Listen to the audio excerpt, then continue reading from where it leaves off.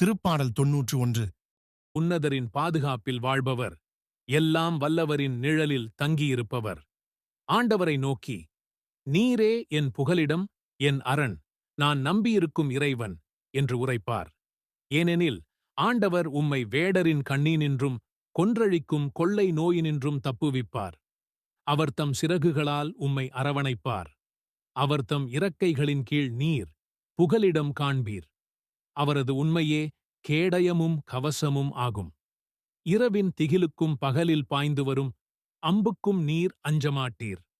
இருளில் உலவும் கொள்ளை நோய்க்கும் நண்பகலில் தாக்கும் கொடிய வாதைக்கும் நீர் அஞ்சமாட்டீர்.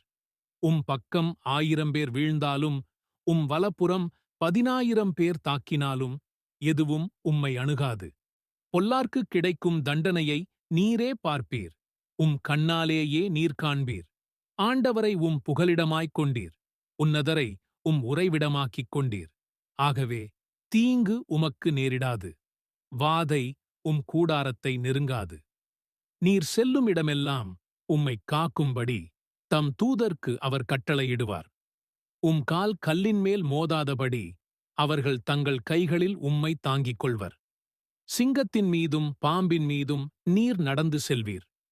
இளஞ்சிங்கத்தின் மீதும் விரியன் பாம்பின் மீதும் நீர் மிதித்துச் செல்வீர்.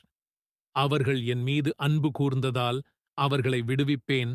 அவர்கள் என் பெயரை அறிந்துள்ளதால் அவர்களை பாதுகாப்பேன்.